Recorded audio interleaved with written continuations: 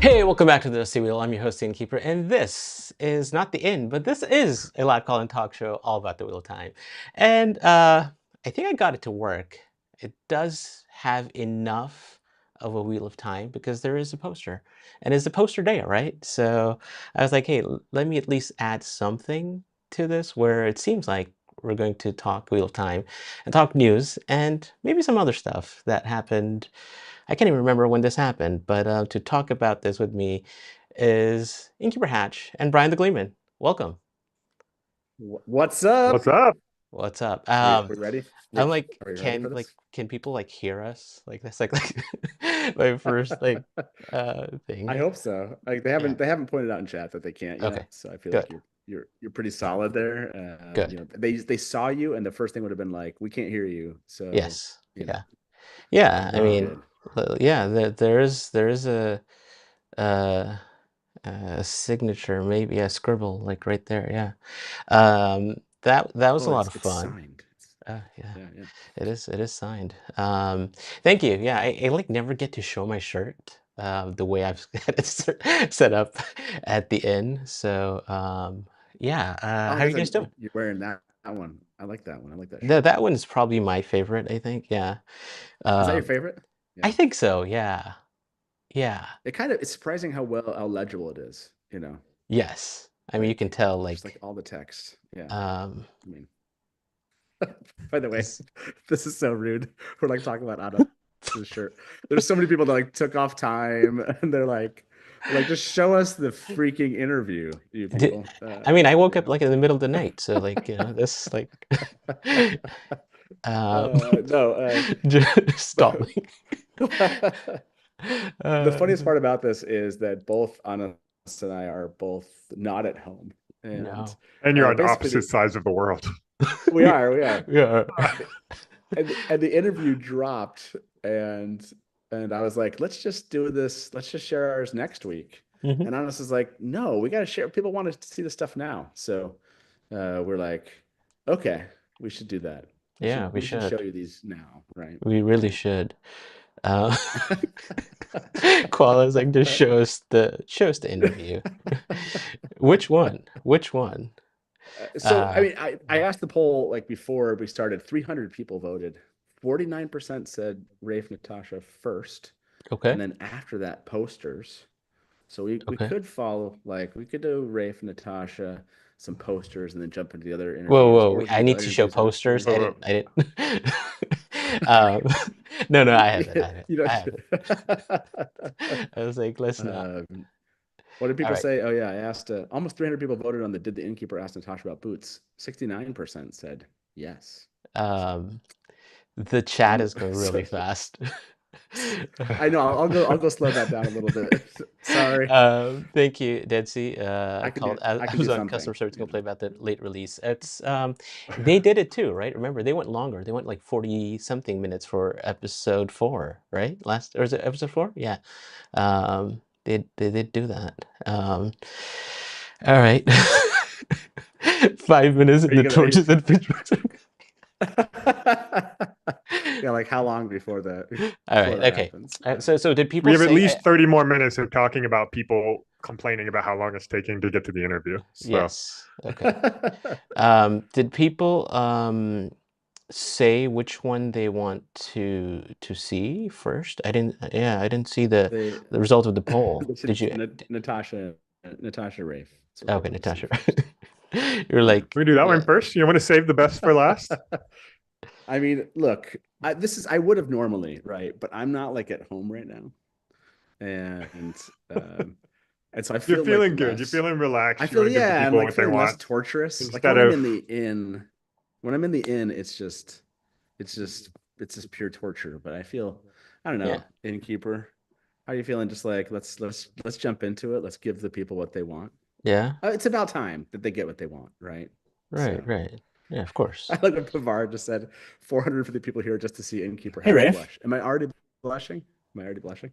Oh, did you? Oh, what did I hear there? That was. What was that? What was that? What was that? What was that? What was that? Hey, Rafe. Hey, Rafe. All right. Rude. All right.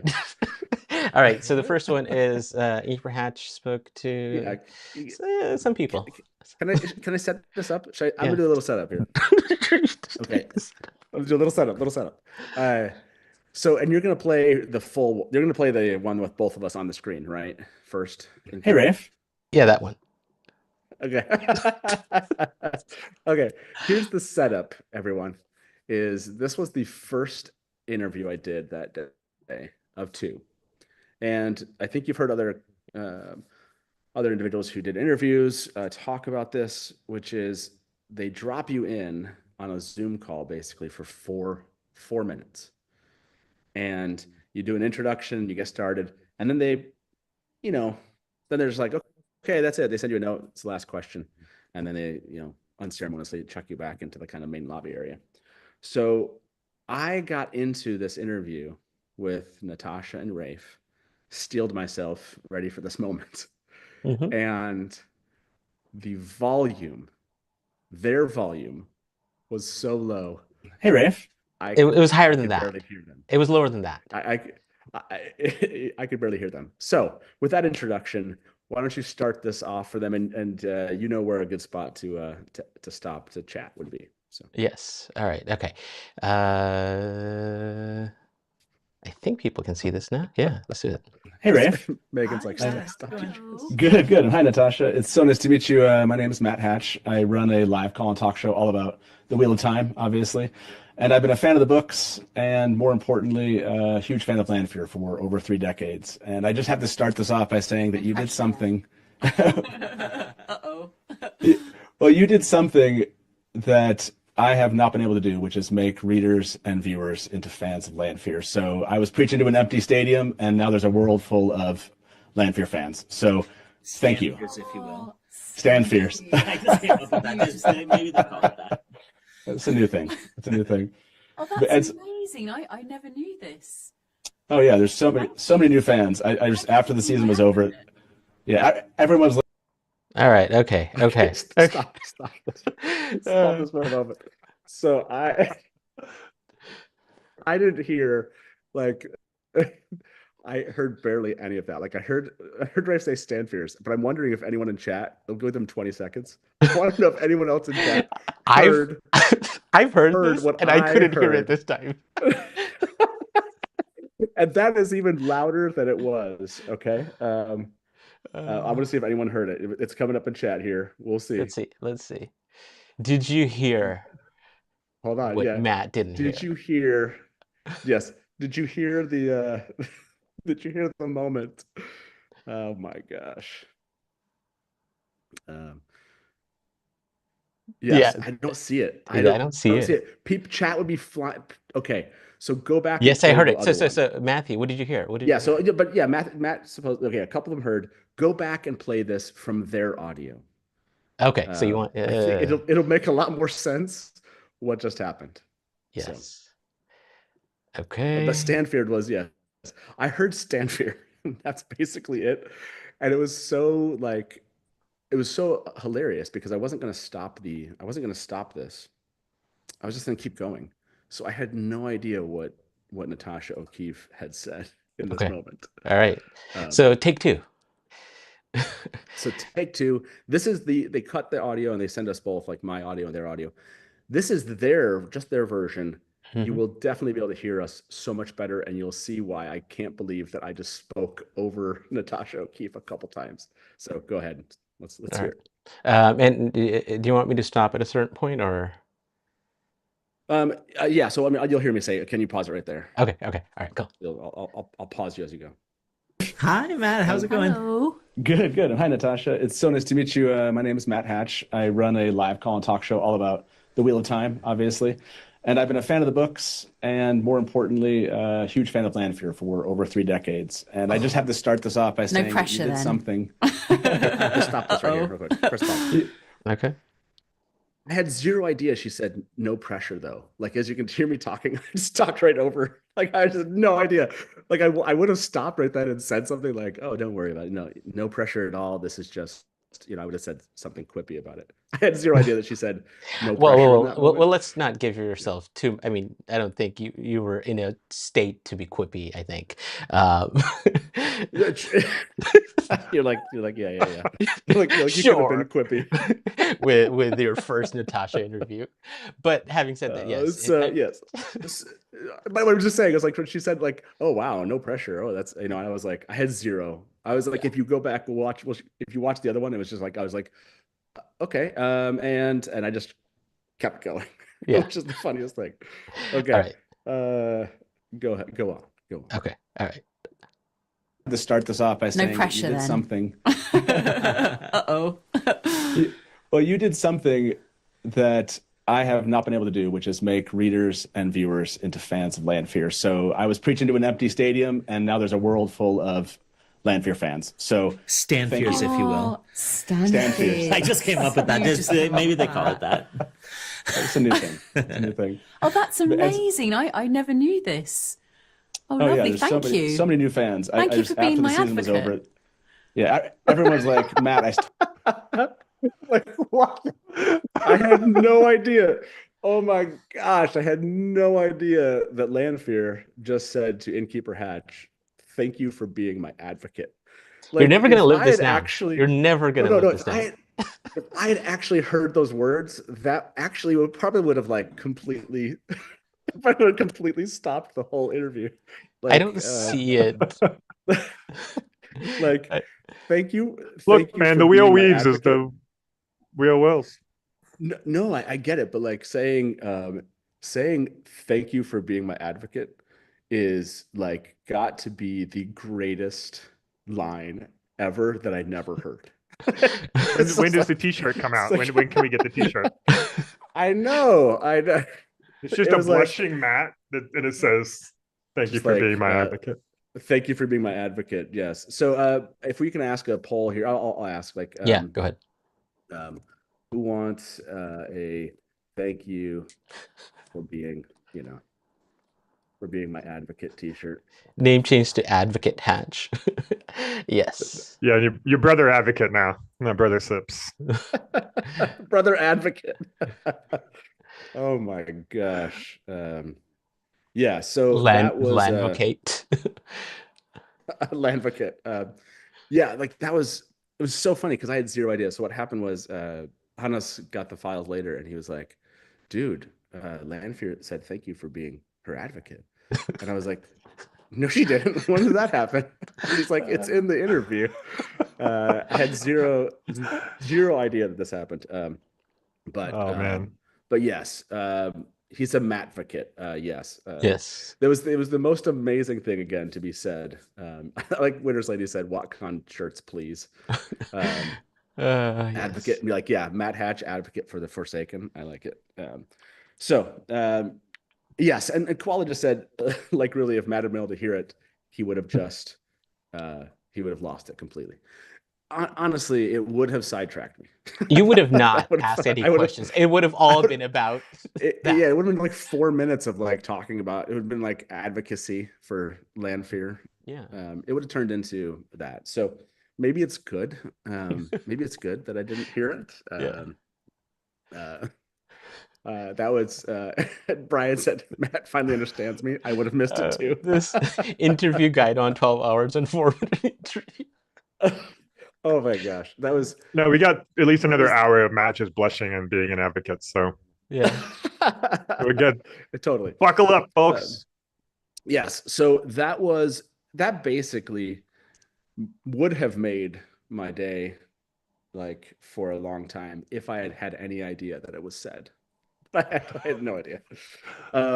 Was Stanfear a thing? Like, no. Do people in Solar Social talk about a Stanfear? I think that's the first I've ever heard of it. Yeah, really? I don't think I've heard of it. Did Rafe really bring that into the the popular Stanfear lexicon? Yeah. Now it's out there. Do we have any? Are there people on Instagram watching us? I don't know. If Yes. Oh, yes, there are people in it. Ooh, it's so hard to. Yeah. I don't. Do we have any other Lanfear advocates out there in chat? Yeah.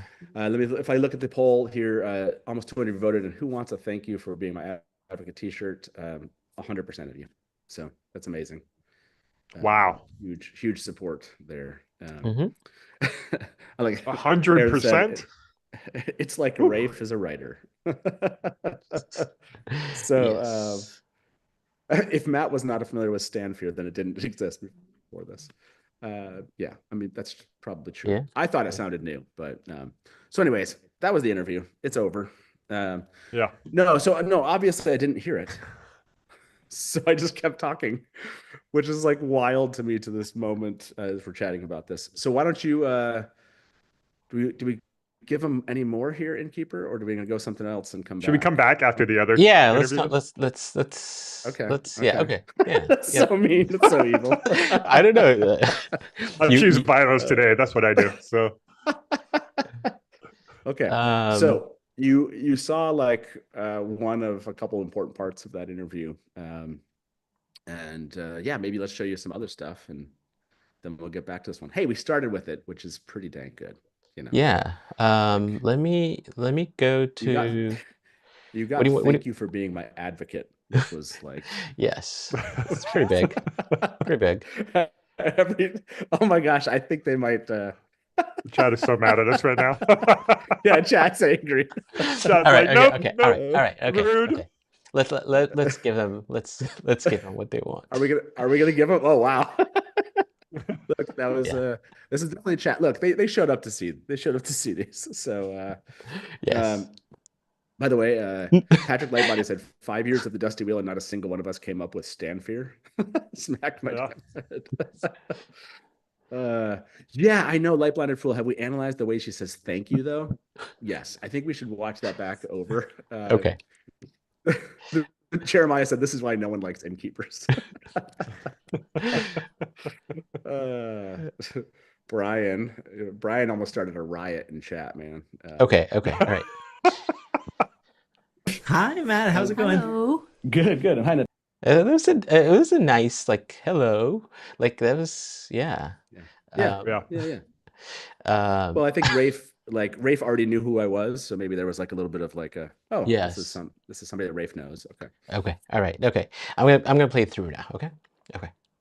Hi, Matt. How's it going? Hello. Good. Should Hi, I show Natasha. it to, It's so nice to meet you. My name's Matt Hatch. I run a live call and talk show all about the Wheel of Time, obviously. And I've been a fan of the books, and more importantly, a huge fan of Lanfear for over 3 decades. And I just have to start this off by saying No pressure, you did then. something. Uh-oh. Well, you did something that I have not been able to do, which is make readers and viewers into fans of Lanfear. So I was preaching to an empty stadium, and now there's a world full of Lanfear fans. So Stanfears, if you will. Stanfears. I just came up with that. Maybe they call it that. It's a new thing. Came up with nothing. Oh, that's amazing. I never knew this. Oh, lovely. Yeah, Thank you. So many new fans. Thank you for being my advocate. There's 2 thank yous. Everyone's like, Matt, I totally understand now what you've been telling us for the last many years. Oh, wow. What a lovely thing to hear, the Lanfear love. That's amazing. Truly. It's lovely. And Natasha, just specifically about Lanfear, you said that Lanfear is always playing characters within her own self, which made her intriguing to play. Yeah. So I'm kind of curious, do we see even more sides to Lanfear in season 3? And if so, how would you describe them? Yep. She's stepping into some roles, particularly in her dream walking realm. She's taking that up a level. I think audiences and fans will hopefully be quite delighted at how evil she goes in that area. But also exploring the relationship with Rand, the power, the relationship, which is, can we do both? Is it, that exploration? And we're amongst friends, so you can. Yeah. You lost her. That was a really good answer about Rand and dreamwalking. I thought that was like we should talk about that.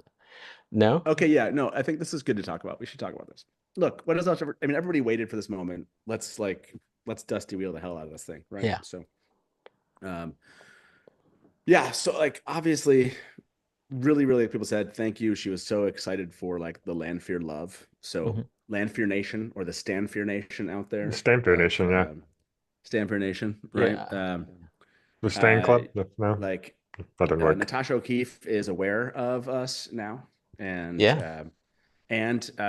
I'm Lanfear's advocate, so like we're legitimized now. Like, congrats on your promotion. Yeah, there's like an official nature to this now. So this is like the and then like I jumped into the question with her. And it's a good question. There's this really funny thing that happened, which you saw. Yeah, I had found like some conversation they had about like something she had said about can't remember the exact verbiage, but like she plays characters within herself. So like Lanfear is she's like playing many people. And and then if you notice, like I think it's like fun to go back and watch her answer. She's being very, very careful. Yes. Like very kind of, what's the word? Like cagey? And she's cagey, right? I don't know. Cagey is the right Cagey's word. too. Yeah. I think it's just careful. She's being very cautious, careful. Yeah. And if you, cautious is good. And if you look at, Rafe keeps looking at her. Rafe keeps on looking at her. So if you go back and you want me to go back? Okay. Everyone should watch that the was evolution Innkeeper Hatch telling me to go back. Like look, they expected to like. Again, what did you think we were gonna do? Like, we zoom in for 3 hours on a 3-second clip. So I think we should just go to the next interview and come back to this later. But you do you. All right. It's like, seriously, we should do that. Okay. So yeah, I would go back and see what she's answering this, and then see how Rafe is kind of like looking at her, like, like she's maybe being a little bit too cautious. Yes. Okay. And I'm only going to pause if Innkeeper Hatch tells me to. So, like, if we pause. Okay. You said that Lanfear is always playing characters within her own self, which made her intriguing to play. Yeah. So I'm kind of curious, do we see even more sides to Lanfear in season 3? And if so, how would you describe them? Yep. She's stepping into some roles, particularly in her dreamwalking realm. She's taking that up a level. I think audiences and fans will hopefully be quite delighted at how evil she goes in that area. But also exploring the relationship with Rand, the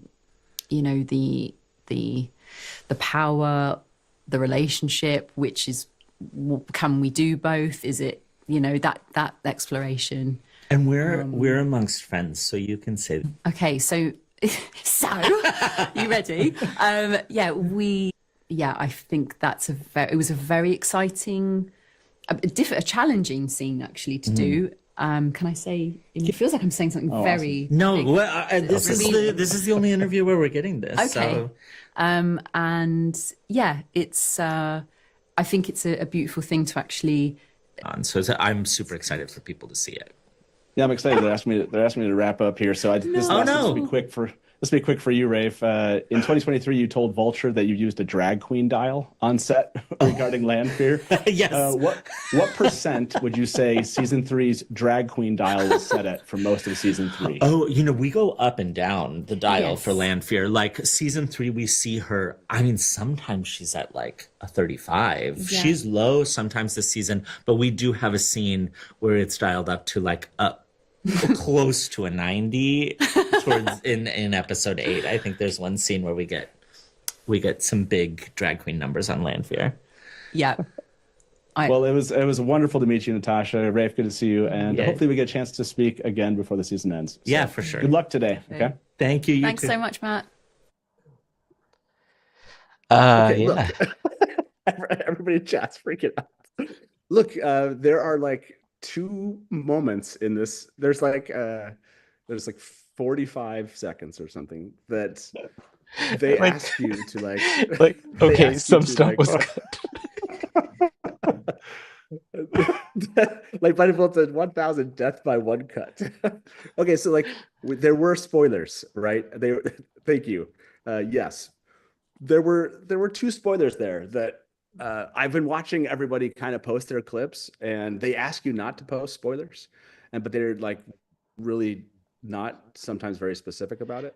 So instead Hey, of just I kind said of okay, like just I said it was okay. I said it was okay.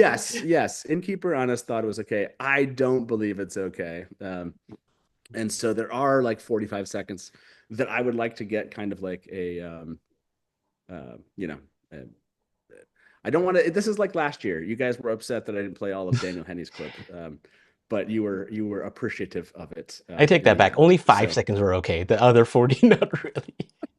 Yeah, no, I'm just saying. Like, there's there's a piece of this where I didn't know that they were gonna give some spoiler stuff like Rafe kind of threw out there. So, yes, there's a part that you don't want to see, and I'm just saying you don't. You just want to experience it. That's my point. I was listening around on the internet looking for people who have posted something to really make me believe we could, okay, like the stuff was already being discussed. It wasn't. So Matt sent him the bus again. Is there a rougher director's cut? So yes, I know you're like, wait a second, what's the thing? But again, I tried to keep in there like all of her excitement, etc. There's just like the piece of it that they talked about that about particular scene that they don't want to, that I didn't think was like helpful to post right now. So can you pantomime it? Yeah, exactly. Do you want to break it to Kevin? What did Kevin say? It in Pig Latin. And okay, the game is let's hear the Kira interview. Yes, I know. But Rafe said we're friends. That's my favorite. And it was the only time that day that that happened. So Reader Reborn said put up a spoiler button. No, I mean, because again, if we talk about it, then it just becomes like it's not just here, right, guys? It becomes kind of just general knowledge after this. So, and Rafe was really like he said to Natasha there, he's like, well, right here you can say this. Yeah, I expected that stuff to not even make it to you, right? Like, yeah, I wasn't. There was that why one did we part. vote for this one first?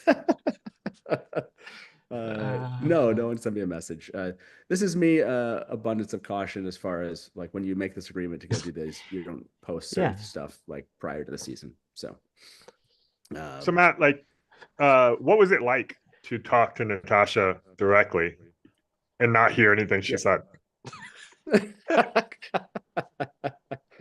I had to, like, it was interesting right at the beginning. I didn't hear those first things. I had to like try to ask a question and then just shut up, like, and just use all my senses to like listen at the very kind of little she did say that I could hear. So no, it was what was really cool was just how excited she was. Like, again, there's obviously stuff that happens in the season that she's excited, but she can't, like, as she was surprised, like she said to Rafe, that it feels forbidden to talk about the stuff that she was talking about. So that was like, for me at least, it was a very, this happens, right, a lot, which is like, okay, we're going to tell you this thing, and now it becomes like, but we just told you. So I tried to share. I know, I think I saw TK Moon say, we waited for a redacted interview. Yeah, I mean, I guess, yeah, that's true. You waited for like 3/4 of the interview with Natasha. I mean, if you were here for the interviews last year, you or last season, that's what happened. I feel like last season was even, well, hey, let me put it this way. Wallace said it's like Rand deciding women can't fight and die, No, it's not. Oh, man. There's a Dragons fan with the industry.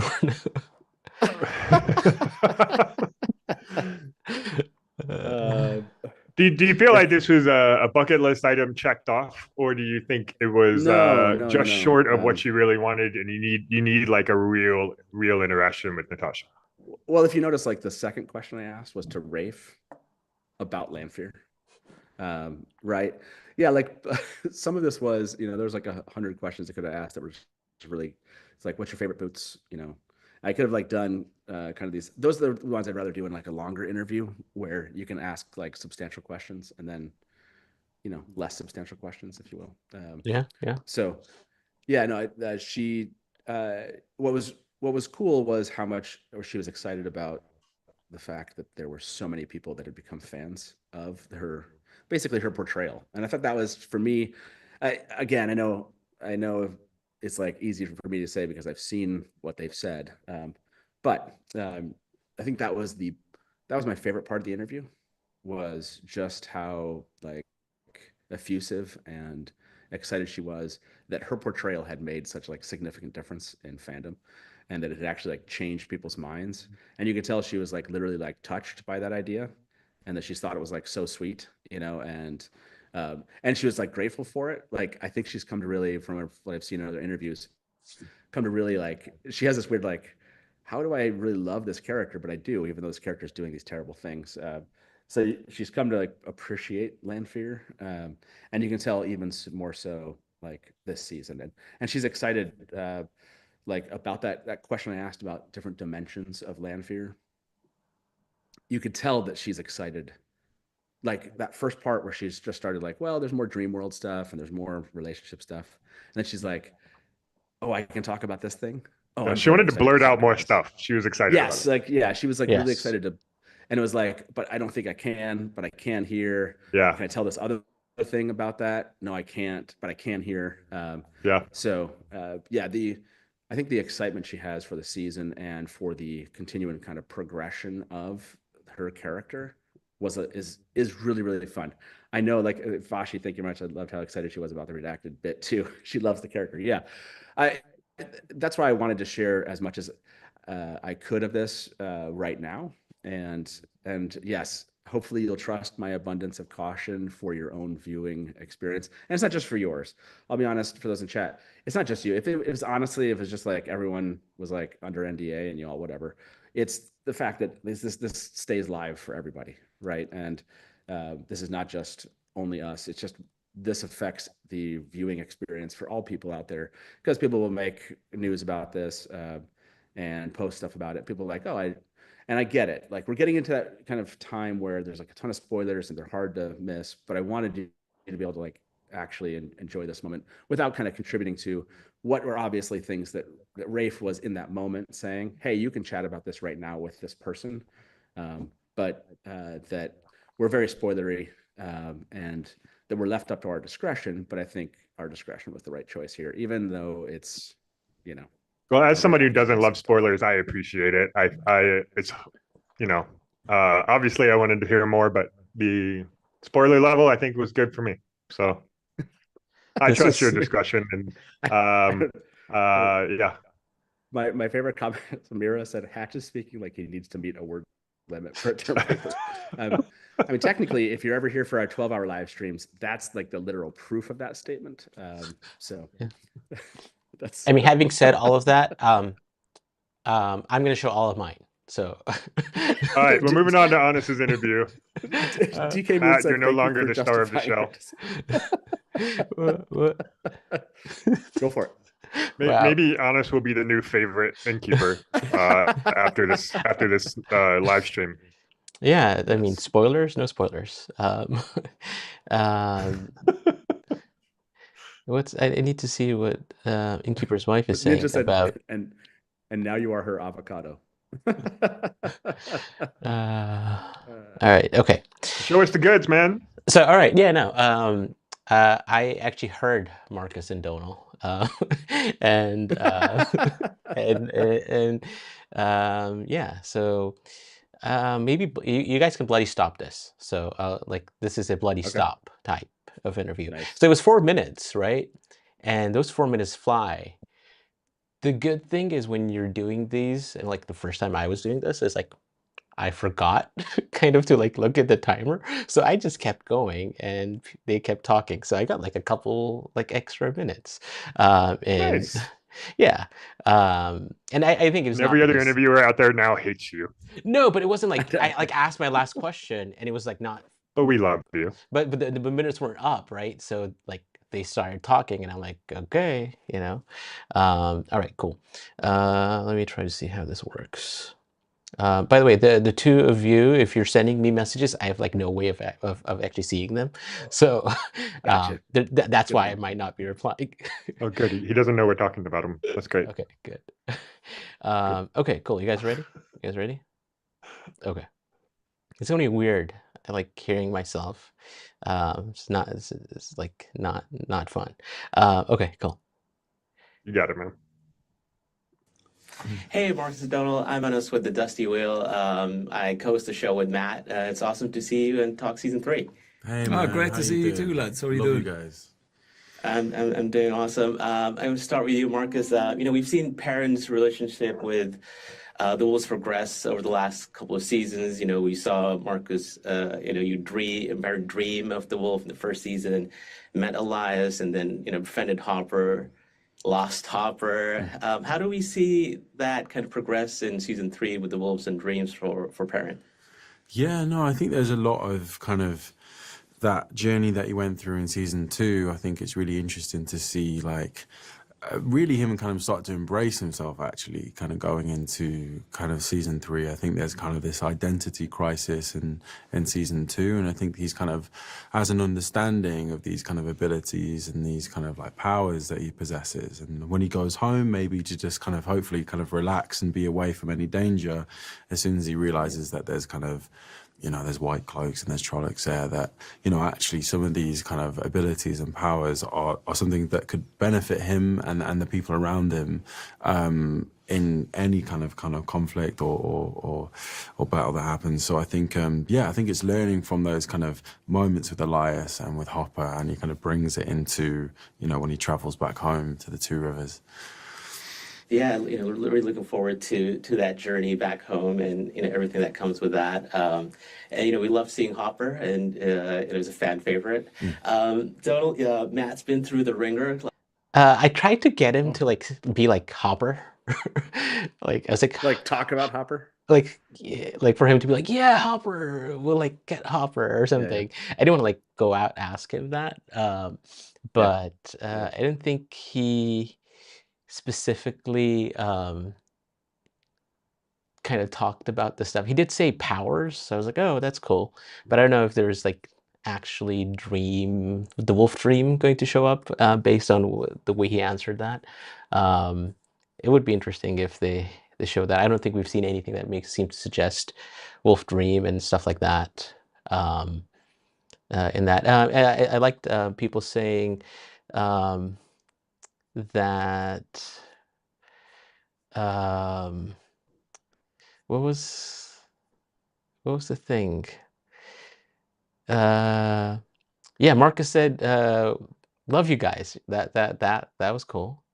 And this was my favorite when Dónal called me lad. I was like, that's a lot of fun. I don't know what he says, something else to it, and I've listened to it a few times, and I haven't been able to figure out what he actually said.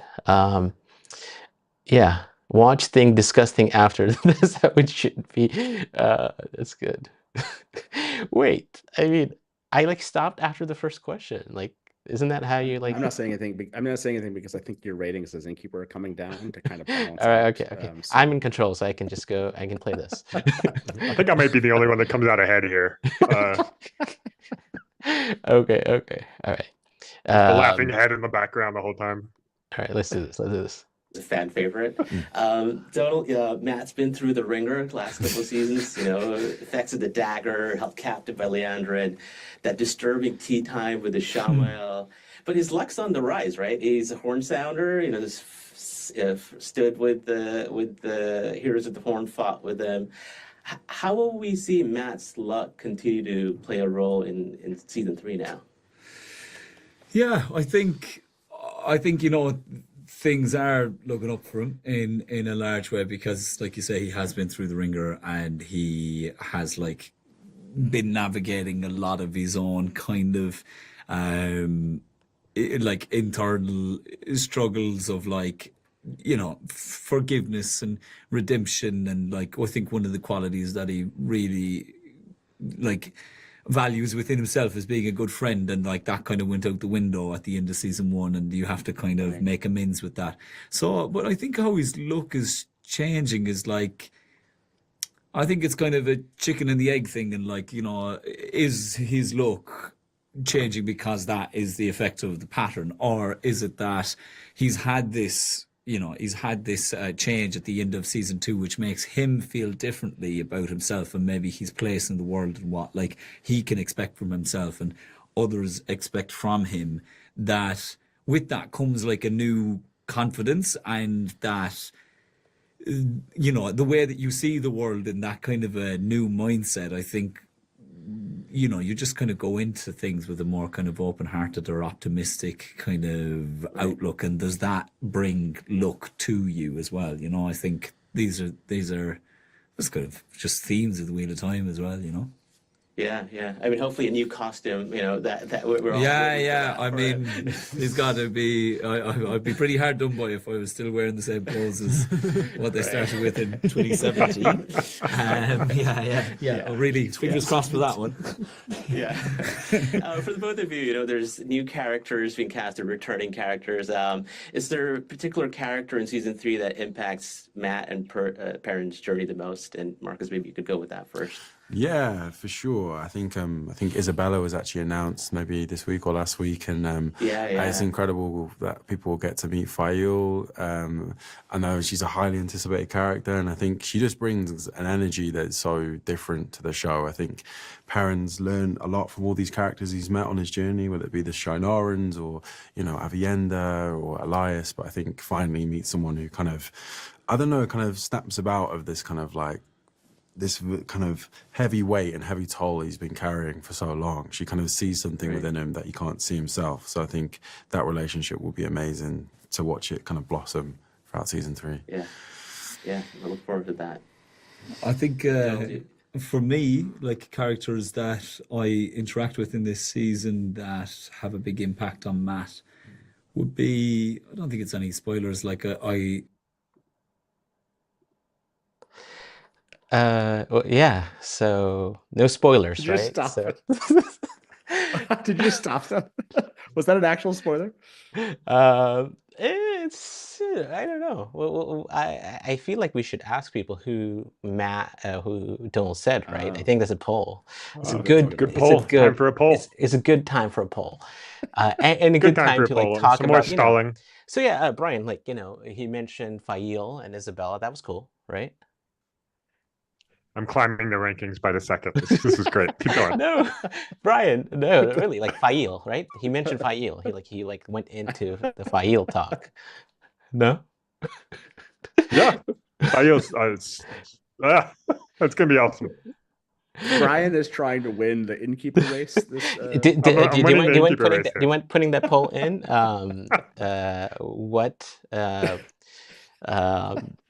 Who impacts Matt the most? I mean, in chat, like let us know. Who are we adding into this poll? Yeah, no, I mean they have like chat has Aludra. I saw Aludra in there. Okay, thank you, Danalu. Danalu's playing. Thank you, Danalu, for playing. Yeah, thank you. Min. Aludra. Aludra's kind of the only answer, right? Min, I like Min. I mean, Aludra and Min, Elaine, 90. Where's Taylor? Tom, Aludra. I could put like Tom with Aludra. Thailand, or there's like I have Tom and Aludra together, and then Min, Elaine, and Nynaeve. Are those? You know what? Okay. It was. I'm not like giving fault, but like what distracted me was Hybrid Havoc said something about episode descriptions on Prime for the first 5 episodes, and like I was like, I need to stop somewhere. So I like they're very spoilery. Oh, they are. So don't. Yeah, they're very spoilery. Oh, you look okay.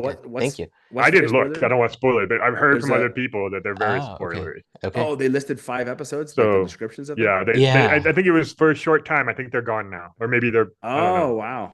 Okay. But apparently the descriptions were very spoilery for what's happening in the season. No, I mean it distracted me. It's so distracting me.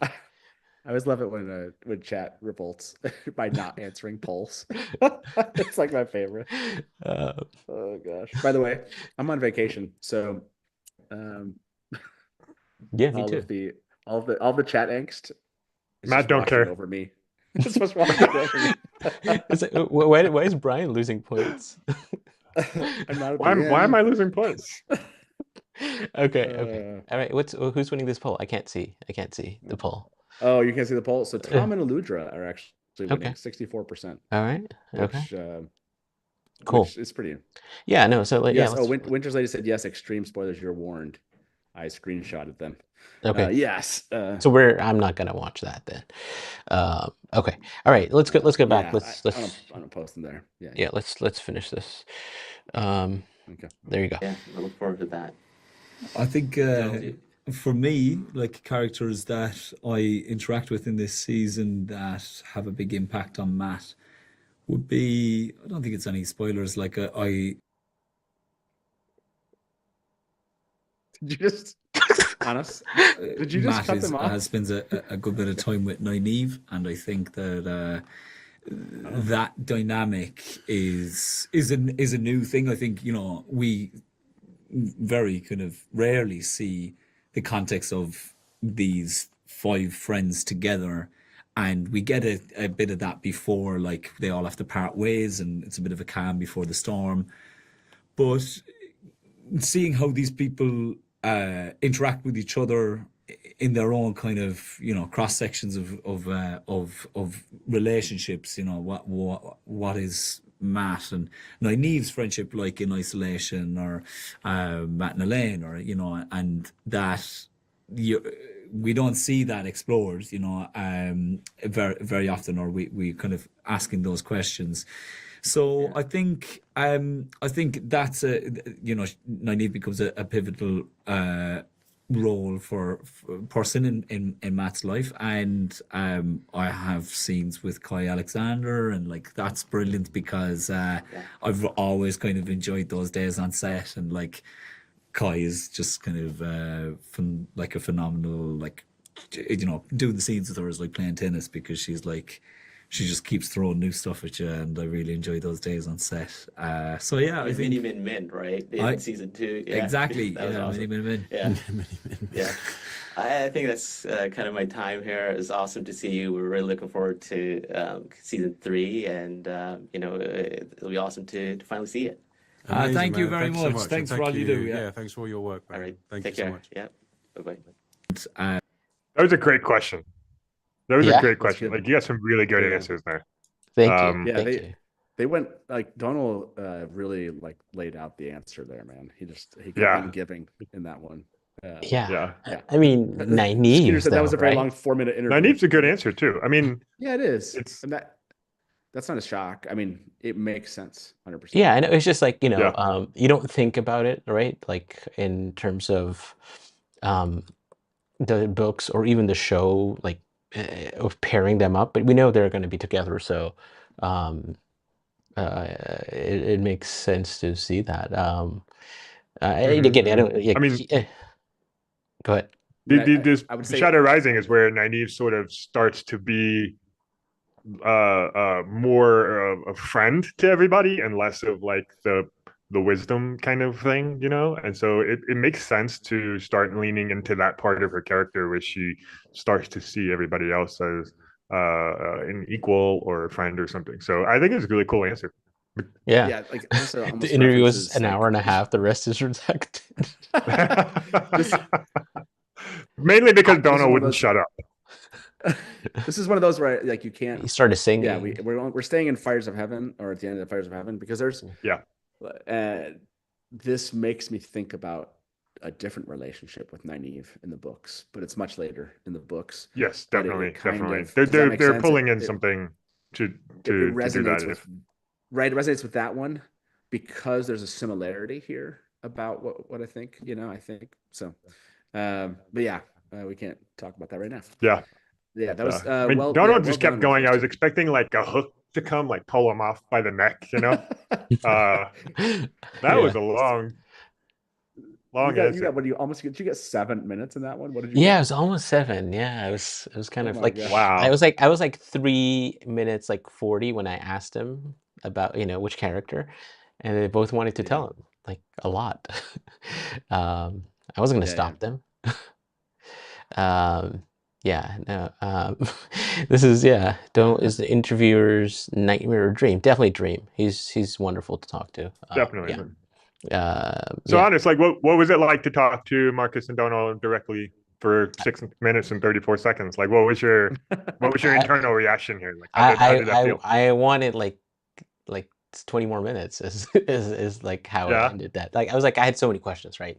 And so yeah, it was like the start was like nervy, but then I'm like, okay, I'm like prepared for this. I know, like I want to talk to them.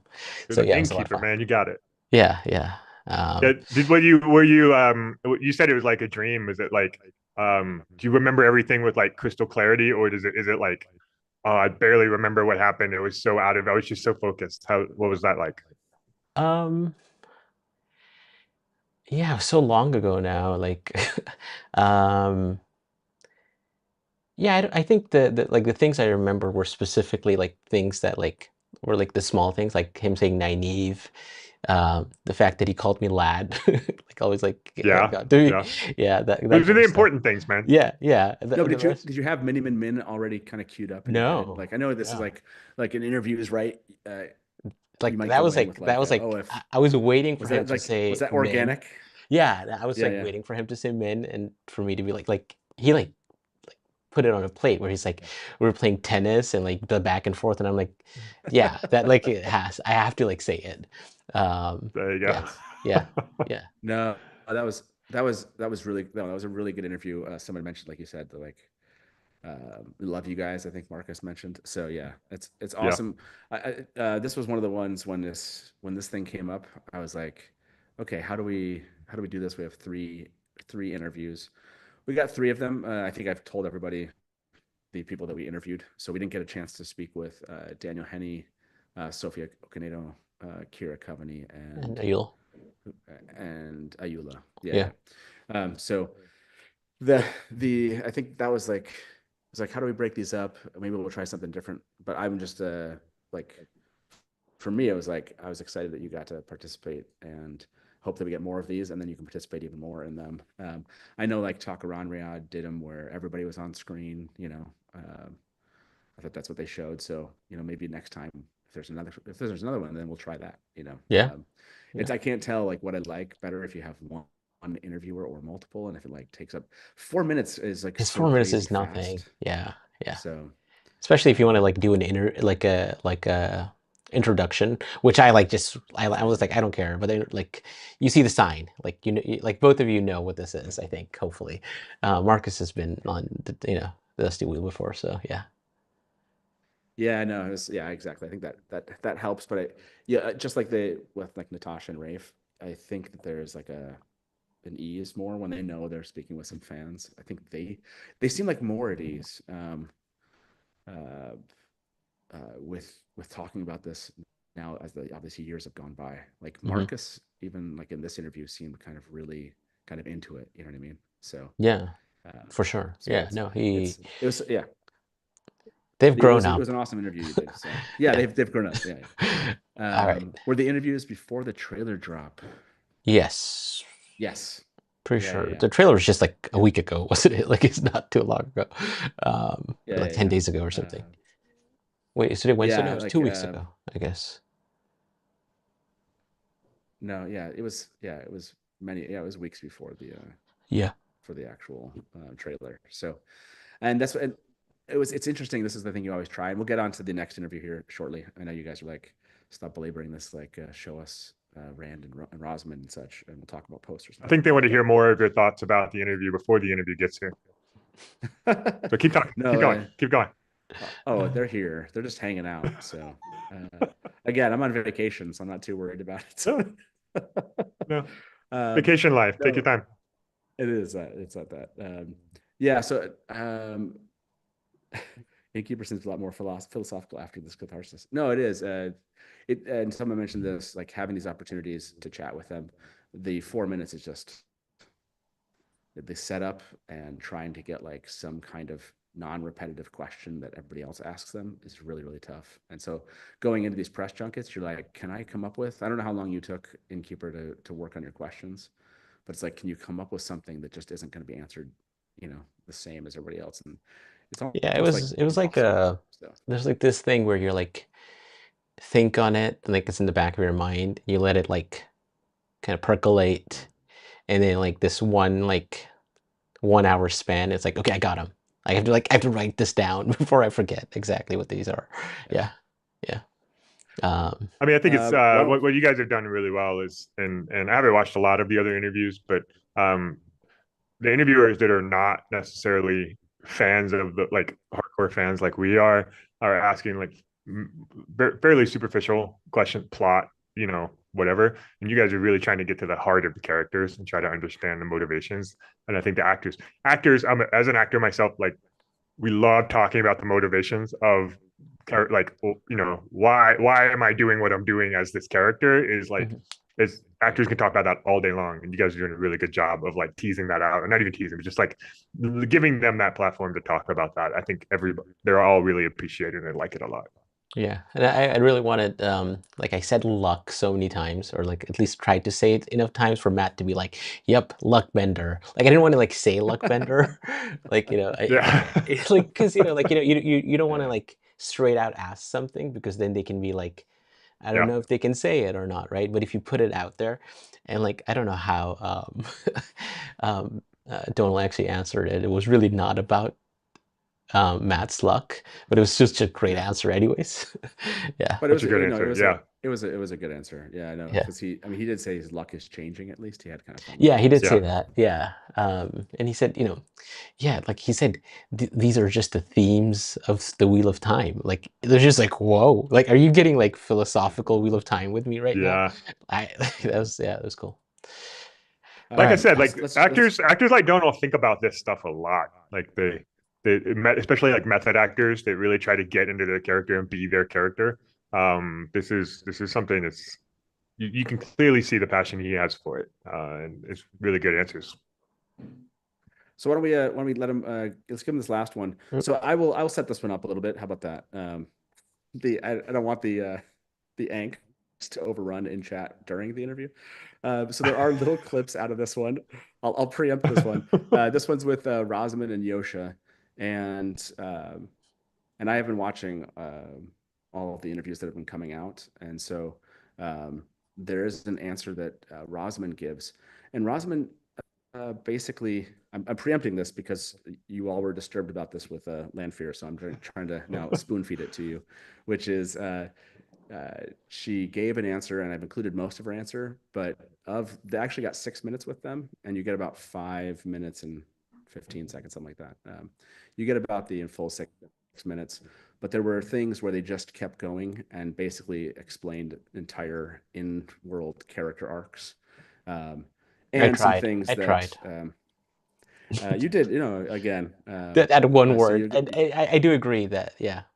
You're gonna get like, again, you're gonna get 90% of this one. So, but part of this is like, they went a little far on a couple, because I think they do feel comfortable. They know who they're talking to and that audience. And so I clipped out a little bit because, again, it went really, really deep. And they asked us to, fantasy fanatic will still be mad. It's like, yeah, you reserve their madness for later. It's like you can do your spiel, but we're not going to pause it. We're not going to pause it. We're just going to play it, but there will be a little. I like how you said we're not going to pause it with no control over the pausing. But yeah. I'm not going to pause it, but Innkeeper might. So there you go. There's your pre-angsting. And like Joe said, yeah, Rosamund was very forthcoming in interviews. Guys, again, I've already watched some interviews. I was surprised they just kind of like dropped so much knowledge about the show, and so again, and you're gonna get my 90% of it. So go ahead and play it. All right, let's do it. Ooh, where'd it go? There it is. This one? Yep. Hey, Josha, Rosamund, how you doing? Good to see you. How are you doing? Shadow Rising. Last time I saw you was here in London. Yeah, the when we saw each other in person, yeah, that was they need to do that again. We need to make that happen. I would tell them. Josha, from what we see in the teaser trailer, you spent a ton of time in the IO Waste, as expected. What was your favorite adapted sequence from the books this season? The trial of Radiant. That was one of my favorite moments in the books, and it's my favorite moment in the show. We've done it with Thomas Napper, the director, and Rafe, our showrunner. He wrote it, and it was a real gift as an actor. You know exactly what I'm talking about, so I don't have to spoil anything. But that was just an amazing process and wild, because we don't have a lot of time. Really, normally with these prosthetics, you have weeks to test. You have like 4 or 5 different tests, and we didn't have room for any kind of error. So there was one test, and that test needed to work. And some of these characters I met on set for the first time in completion, with the camera on my face. So that means with prosthetics, lenses, beards, eyebrows, costumes, shoes, everything. So that was a wild process, but as an actor, I learned a lot from it, because I couldn't be rigid about anything, and any problem that would occur, that would be the way into a new creative idea. So I had a lot of fun with that one. That's awesome. It probably would shock you to know this, but Robert Jordan, he thought it represented like the best of his writing. He answered that question back in like 2004. So wow. Yeah, Radiant was definitely hits for a lot of us. And so complex as well to write down. I mean, in that is the history of so many things. It explains so much, and I think it also came at a moment in the show where we really need it as an audience. So you have a better understanding of, etc., etc. Rosamund, you and I spoke for the first time. You called into my talk show before season 1, and during that conversation, you told me you were filming a season 2 scene, and you told me it was all about trust, because we were talking about Moiraine and why readers, maybe younger readers, as I was when I first picked these books up, didn't trust Moiraine at first. How would you describe season 3 and what it's about for Moiraine? I think it's still about trust, but it's about getting Rand to trust her. But in fact, she discovers that in order to get him to trust her, she has to place her trust in him, which we saw briefly when, in getting her power back, she had to rely on him to cut the knot of the tied-off weave in our episode 7 of season 2. But for me, the bulk of season 3 is a battle for Moiraine between submission and control, which comes into play when her and Rand are also discussing the One Power. And she's brought to the brink by her own experience in Rhuidean. She's brought to the brink of a complete sort of shattering of her belief system, I suppose, and her certainty about her place in the world. So we go to very profound places. I think after Rhuidean, they are forever changed, both of them. And that happens in episode 4 of our season. And suddenly the unspoken knowledge and connection between them kind of carries them to the end of the season. Yeah, I mean, as a book readers, this dynamic, this relationship, and this place, we're all looking forward to seeing this in season 3. So it's gonna be great. It's gonna be great. They're telling me to wrap up, so just want to say thank you very much. One more question, guys. Okay, it's a quick one. Give me 3 words. 3 words that describe where your character's at the end of season 3. At the end of season 3. Only you answer. Oof. Okay. The end of season 3. I'd say,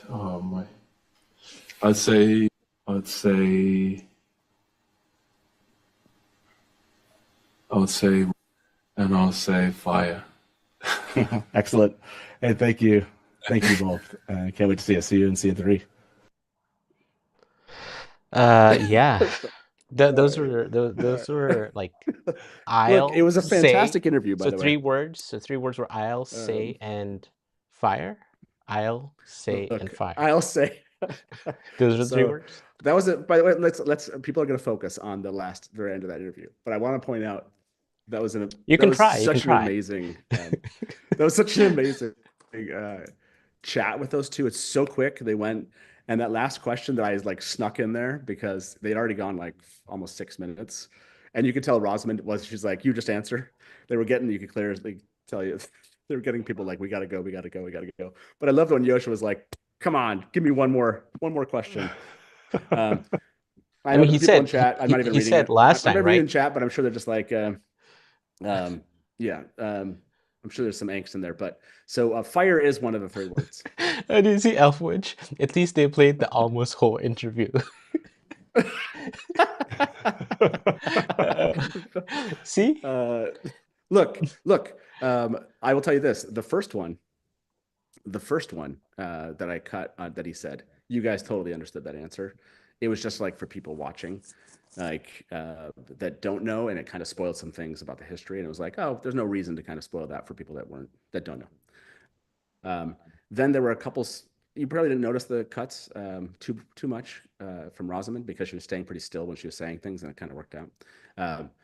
But there was just like, again, there's some that she just went a little bit like way kind of deep into the season arc for Moraine and actually laid out exactly what her arc was for the entire season. And so I cut out some little portions of that just to kind of keep it to that episode 4 kind of chatter. Earth, wind, and fire. And then those last 3 words, were I did those last 2. I cut those 2 out for everyone here. I think you'll appreciate that you don't know those words. Did you see Nerdy Guns? He's like, no, we noticed the cuts. No, we noticed. Yeah. And there's good reasons.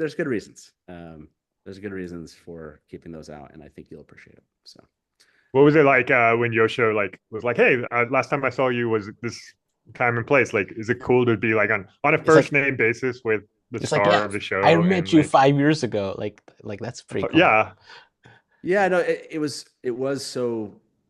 Again, kind of running into him in the street back then was like crazy, and I think I'm just still maybe as nervous to talk to these people. You know, like it's not like Josha and I are having conversations outside of the context of these moments. It was, but you can tell I mean, just watching that interview, right? If you go back and watch it, we can replay these for people that would like us to replay them. He's so comfortable talking about this and the context. He can be subtle about it. He knows exactly what he's saying, right? Like he's trying to figure out how to say it, and how to say it with the most meaning to book readers, right? And so he's like, it was that kind of moment with him was a lot of fun. These are the moments where you're like, you have 2 people, right? And you're trying to have them both answer questions in 4 minutes, right? Because you want to dig Jeremiah is like, that was still a great interview. Yeah, I know. Like, focus. I guess don't focus on what you lost or what you didn't get. But no, I love talking to them both. Those are answers that you want to ask follow-up questions to, right? That's the problem, Brian. Yeah, absolutely. Like, you have 4 minutes, and you're like, well, I would like to dig into that thing you just said. It's really interesting. It made me think of another question. I have to kind of ignore that there's another question here, and I just have to kind of move on. So, I think both. Answer that question. Yeah, no, that's a good question. Does it? I don't. I mean, it's not a spoiler. Sense, like, yeah, it's no. What we do. No, I mean, no. This is like, I think this is true. Innkeeper can say this. Like, we do live streams to talk about stuff that's like dropping, right? And so like any news that's dropping, we're trying to follow the show. We're trying to like. So I think we know that we're just going to end up seeing things that we're not going to go new into the season. We're going to talk about it. So when I have something, or like, so I see something like that, or hear something that isn't necessarily out there for the public, it's like, oh, well, that doesn't have to be spoiled for all the people that are about to watch it, even though I've heard it. And so Yeah, someone's gonna fire someone. That's good. What I was gonna say is, just like Dónal and Marcus, you can tell that Rosamund and Josha are like so into their characters and super excited to talk about the process and stuff. And again, both of those questions were really about getting to the heart of the motivations of the characters, and that's why I think they responded. That's in part why they responded so well to the questions and gave us such great answers. And that was really fun to watch and listen to. So good job, guys. Yeah, no, those were fun. Hopefully y'all had a good time. The Innkeepers are our dealers, where the junkies give us the goods, man. Yeah, if this is the first time, if you weren't with us in the last press junket interviews, maybe you weren't familiar with this, but yeah, every once in a while we'll cut something out. You all should show the whole interviews. No, we will. It won't take Dion. It won't be the whole season. It will be like when it's relevant to kind of post the full thing. So we probably won't wait too much longer as we get into the season. We'll probably just post them then. We're still a couple weeks out now, but we probably will. I don't think we'll hold it much. I probably will go ask. I'll probably send a note and make sure, and make sure they're good with those being out there, and then just post them as soon as they give me a thumbs up. If they don't care, like again, they ask you not to post spoilers ahead of. They put embargoes on things that are spoilers. That doesn't mean people follow those embargoes. That doesn't mean people know that they're spoilers to be able to stop them. It's a really wild system. I don't really understand. Yeah, not everybody's a hardcore crime freak that knows what spoilers are. But that's what I mean. Is like that's the weird thing is they like talk about it like okay, they just do it and hope you know. You know it, don't. But people just don't even follow it. You know, but we do know. So. Yes, I mean that's a. I mean, so people in chat are asking like, will we be able to see the whole interview after the show's out and there's no more spoilers? Yes, absolutely.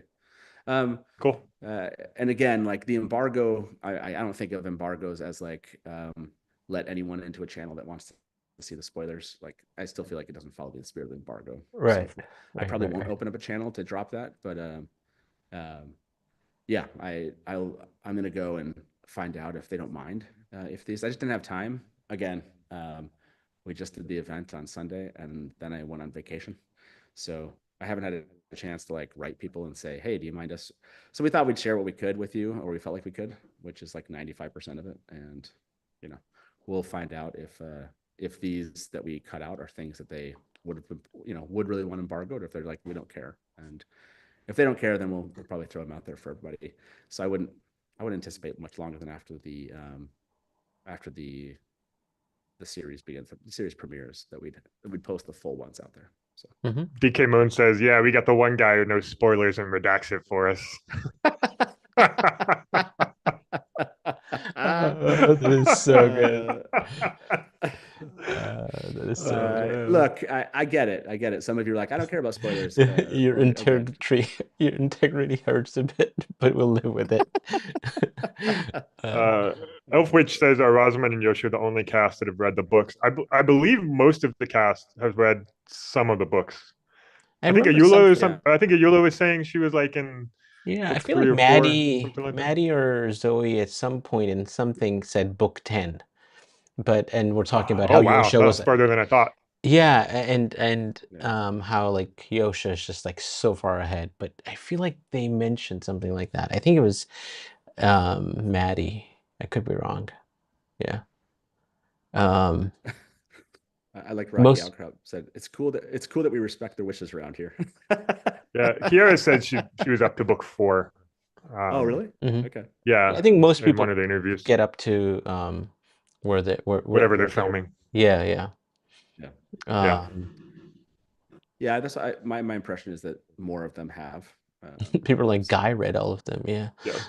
Yeah. Of course, Guy did. Yeah, and we got Dónal said he read up to where they're at. Oh, that's cool. Oh, okay, great. Yeah. 45 seconds out of 4 minutes means you only showed 80%. Of that one. I don't know the math on like 50 seconds out of. I think I increased your average. You got more for them. You did. Yeah. That's true. You Innkeeper on us was like, you can include some of these little spots between that you're cutting out completely. So Yeah. Innkeeper Honest got you more of that. So. I got the I'll say. And then like no, Mr. James says more interviews tonight. No, those are the only ones they brought us in for, were those 3. So we don't have any like hidden interviews waiting behind. And I don't know, for people, again, global event is happening on March 8th. March 8th, yep. And somebody wrote, or I don't know if it was Rafe, somebody said like it was gonna be 3 hours or something like that. But it's like episode 1, I thought. Yeah, it's more than an hour. I don't know if what else they have planned for that. So oh yeah, the Yellow Sister, the new Yellow Sister, who's also a fan, who we don't know who they are, but they read the books too. Yeah. Thanks for sharing what you did. You're welcome. Yes. Again, it seemed more fun talking about it now versus just waiting until next week or something when they got back and chatted with us. I want to hear about this premiere, not spoilers, but how it went. Here's another good example with the premiere. They just tell you what the rules are, but they don't don't explain how to follow them. It's just don't talk about the QA and don't talk about the show, but talk about how much they said we could talk about how much we loved the first episode and how much the feelings we have about it, but we can't talk about what actually happened on the show. And the same thing with the Q&A. So that's kind of what I remember Rafe saying. I know I told people, Brian, that I have I'm not liking the idea of just giving a visceral reaction to the show without talking about it contextually, because people disconnect those. Did you have a visceral reaction? I think people should watch it and make their own decision about how they should feel about it. But I think I would say the Q&A portion of it was, well, actually, first of all, the venue was really cool. And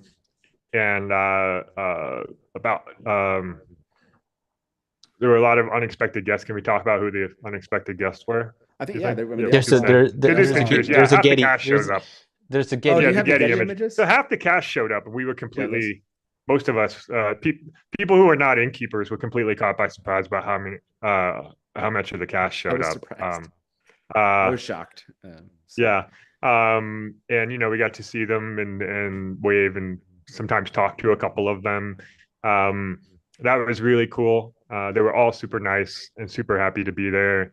It was really neat. And in the Q&A, they were just like Dónal. They all wanted to talk for forever. And it was, is that the Innkeeper right there? Go left. Go to your left. Who's on the other side of? Is that Brian, the Gleeman, in a Getty image? What? Wow. This isn't the Getty. I would say the Getty. Let me get the event itself was like a once in a lifetime thing. Like, it was so cool to be there. It was great to see everybody there, and just had a really wonderful time. And I just don't want to spoil anything, but and yes, Kiara looked amazing and was so nice and had. Can you tell us about some of your cast interactions? Yeah. Someone said, your hair is so long. I came up today. Yeah. Someone said your hair is so long. Somebody did say that. I'm like, it's always no. I don't know. I was just like, I couldn't say anything. Do you not feel comfortable telling people who it was that said it? Oh, okay. I don't know. I feel like I don't. Is that spoilery? I'm following the rules. I follow the rules. when we walked in, no, I mean, I had a chance to. I was walking out, and Ayula was walking out at the same time, and I was like, I can't remember. I was just like, she was chatting with someone that was with her, and I was like, hey. That was awesome. It was awesome to be able to be there at the same time. And you were like, "Hey." I just said, "Hey, thanks for being there." And we ended up chatting for a couple minutes on the way out, which was cool. She seems pretty really affable. She's just she's totally chill, and seemed really really excited and also like kind of anxious to know how, like, I think this is like tough for some of them because I don't know if you got this feeling like. How is that a spoiler? Yeah, Brian, I don't know if you got this feeling like there's a little bit of nervousness, right? Because they're showing it in front of fans, right? Yes. And so like there was a lot of that, like in the, we're not talking about the episode of the Q&A or whatever, but just being in the crowd, like there was reactions from the crowd and like during it, and I'm sure that was like what are people responding to, how they're responding to it, like, is there laughing, is there cheering, those kind of things. And so I could tell, like, some of the cast were kind of like, right, it makes sense, like you're around a bunch of fans, you're seeing an adaptation, you're part of that, like how do they feel like that was, as you maybe the material, like, or enough about the material, you've heard what fans might think or whatever. And so that part was really cool. Yeah. Is it spoiler to say that there was laughing and cheering? Is that too spoilery? No, I don't that's fine. I know. I think I mean there were I will say there were a lot of reactions, and I guarantee you the cast and the executives that were there were paying close attention to the reactions. There were a lot of reactions there. It was cool. It was cool. I got to talk to Kate Fleetwood for a moment. That was really awesome. She came up to me, shook my hand, introduced herself. I was like, holy crap, this is cool. I know while I was standing there with that, Rafe walked up to Bane and Shiad and said, I recognized her and said, we'll talk later. I don't think they actually did talk later. Never happened. But that never happened. But it was a really cool moment for her and for me to be there and witness that.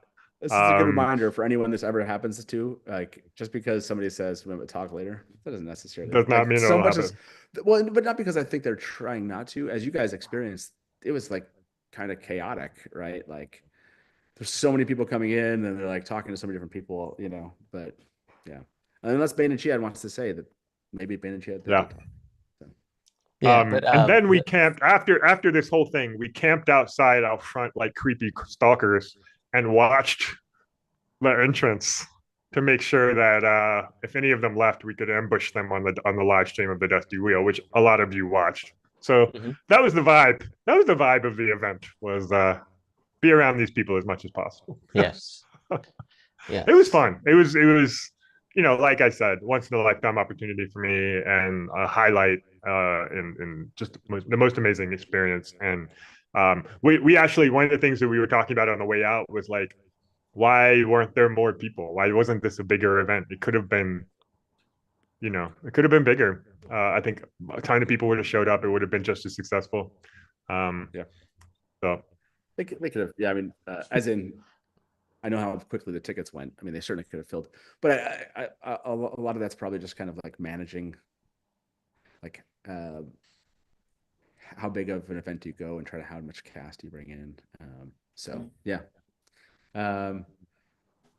Did the executives say anything, or were they just lurking? No, I mean, people were really like out in the hall, entry hall. Like it was a small place, so it was very small. I mean, you could easily mingle into people. Yeah, you easily mingle. Yeah. I'm extremely shy, and there were people that were just talking to me, as in like I wasn't like walking up to a ton of people. Like I was kind of in the area, and we would just like catch eyes with somebody. They'd be like, oh, hi. They would introduce themselves.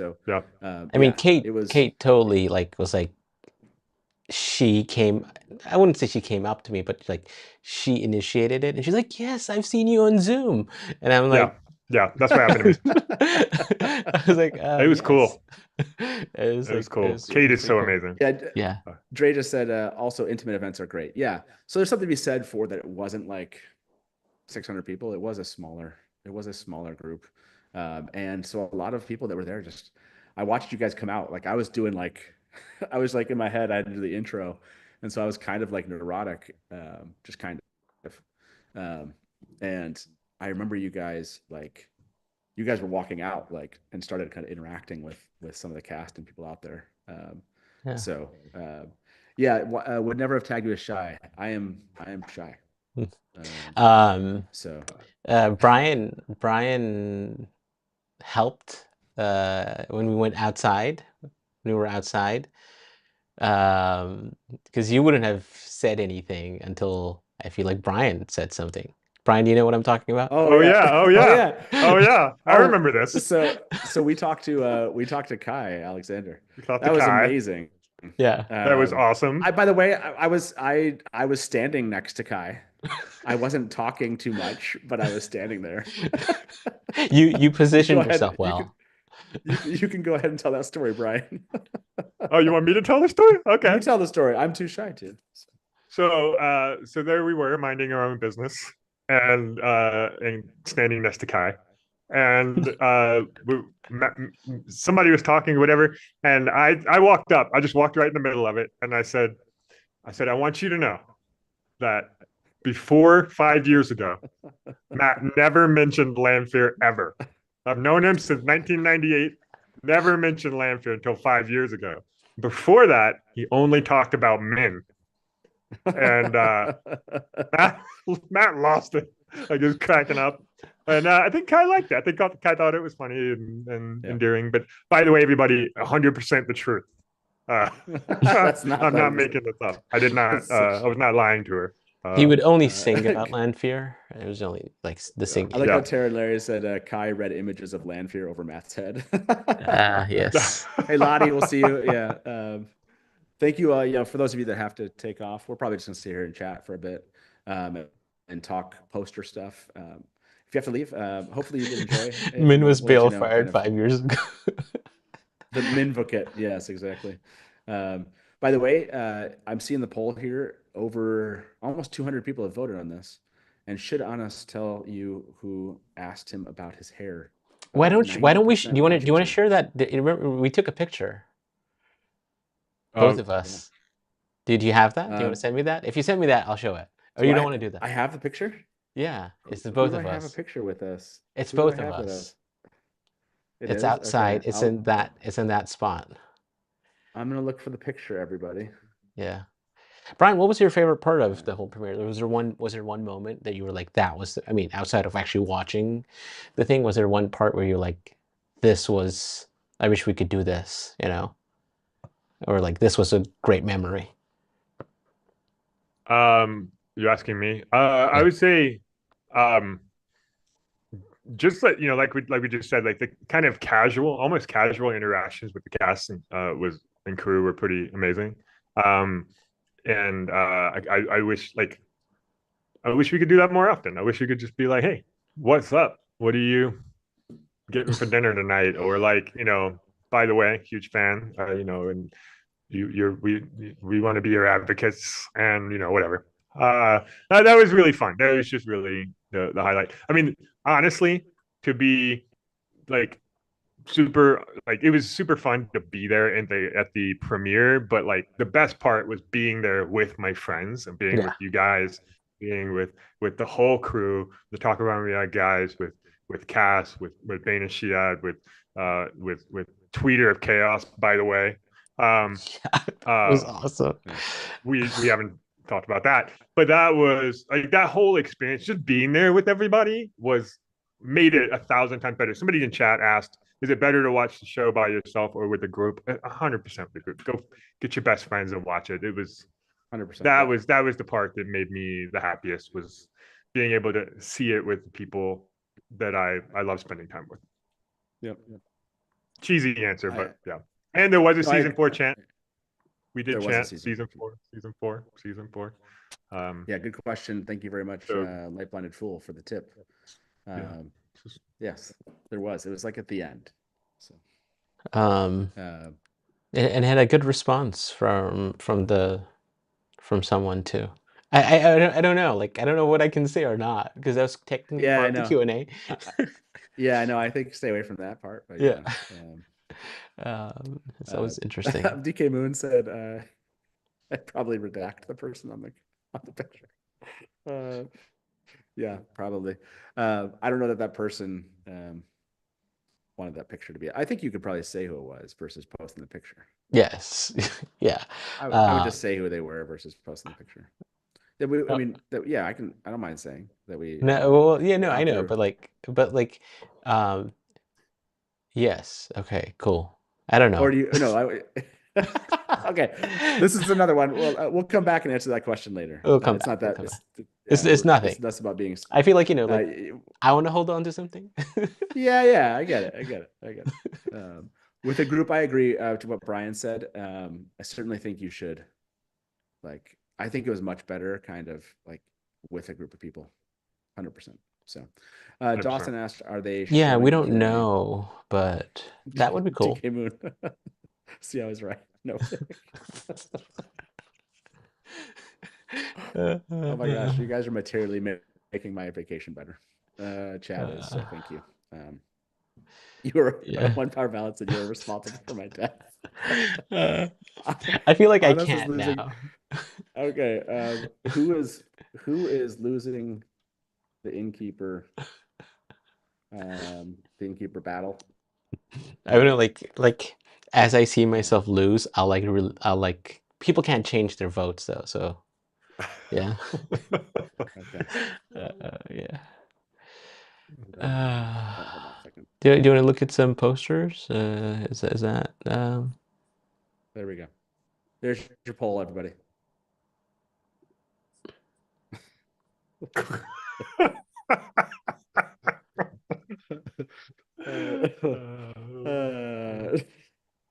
Sorry. Yeah. Are we allowed to discuss the new clip that got released? This is the one that was like was this the one that just adds more onto the 11-minute thing? Is that the clip that we're talking about?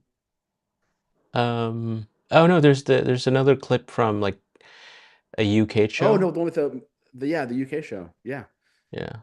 I think we can talk about that. The issue is like the three of us have seen episode 1, so we can see the clip, but talking about it's a little bit like we can show the clip and kind of like our thoughts on it, I guess. But we can't dig in too much to the theorizing of it. That's why I'm so excited, guys. It's Wednesday, man. 10 more days where everybody can watch episode 1.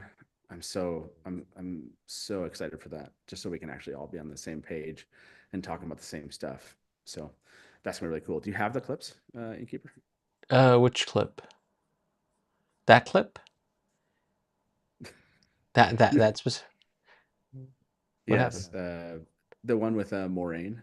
Yeah, so there's no specific place you can find that clip. It's like it's out there, but it's not like it's like. Yeah, I thought Nerd Theorist had it, right? So yeah. we can link to his stuff later. Yeah. Is there not? It's not on like. No, it's like people have like taken like even I think Nerd Theorist like took it's like a UK show, right? They like took their own. Okay, so like they did like a the video UK of Today the. show. Yeah. Okay. I don't know. So they have them. They haven't like posted them. Okay. No. If somebody finds a link out there, basically it was like UK Today show, and it shows Moraine, and they're at like they look like they're on top. I know they're like second floor of one of the buildings, and I'm pretty sure like she's sitting there just saying, what does she say? Now I'm trying to remember. It's like basically she's talking to. It's like if you talk to. If you the person shining your shoe will talk to the harbor master who'll talk to an inn, will talk to the Red Aja, something like that. Yeah. In a nutshell. The Red Aja eyes and ears are everywhere. Basically, be careful. And Nerd Theorist had someone has a link to his video. He chatted about it this morning, which was cool. But there's also the other clip that I saw that was like it's kind of like an extension. I thought I didn't think it was part of the 11 minutes, but it's part of that, right? It's like. Varen. There's another clip. Yeah, it was like Varen, Naomi, Adelaide. Is that part of the first 11 minutes? I thought. Yeah. Oh, that's just part of the first 11 minutes. Yeah. Oh, okay. So, yeah. Brian, this poll is BS. Did Camel? Oh, Camel won. 150 voted on this one. Who is losing the Innkeeper battle? Brian, the Gleeman, Camel, or Anas? So far, Camel. Sorry, man. DK Moon. That's only because nobody here knows. Good night, all. I have another stream to visit, one with no redacting.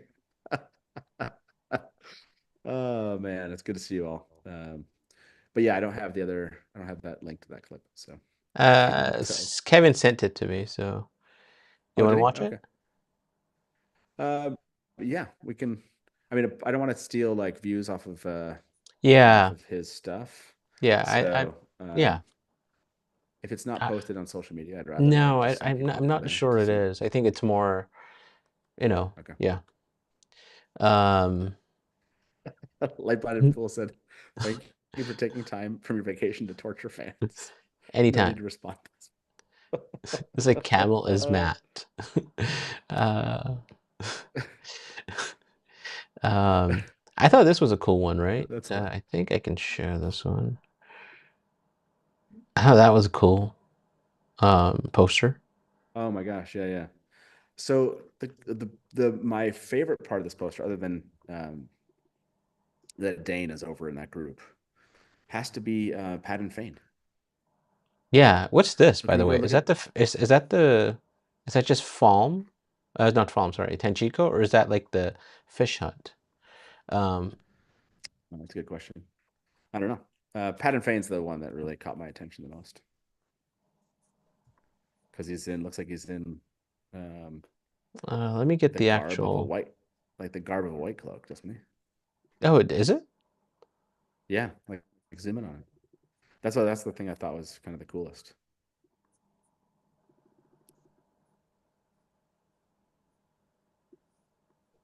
Is that the secret symbol for Stamfear? See, look at people were pointing out it looked like it was like in a white cloak garb. Oh, yeah. Oh, there is a sun, Yeah. maybe. Yeah. And they'll even like the kind of like the what do you call it? Chain, like, is he holding the Whatever that dagger? stuff is on his arm. Oh, I don't think I noticed the dagger. Oh, yeah. you Yeah, see, keep zooming in. you see the red at the hilt right there. Oh, nice. I didn't even notice the dagger. Is that He's got right? the dagger and he's dressed up. Like that seems like. Enhance. Right? Yeah, it seems like that's the dagger. Mm-hmm. And Her eyes are Yeah, up that's here gotta on be the us. dagger. That's gotta be the dagger. Yeah. I love that he's And Lida's in there, on which his white cloak is there. interesting. Lanfear. Angel O'Leary said he's a questioner. Oh. His garb looks like a questioner. Leandrin. Pat and Fane. Morgidian. Pat and Fane is a questioners. And then somebody noted the other thing I thought I saw was look at what Elida's wearing. Is that the stole? What is that? Yeah, like is it like somebody mentioned, but as like, is that really? They're like, oh, it looks like she's trying to claim that. I don't know that that's true. That doesn't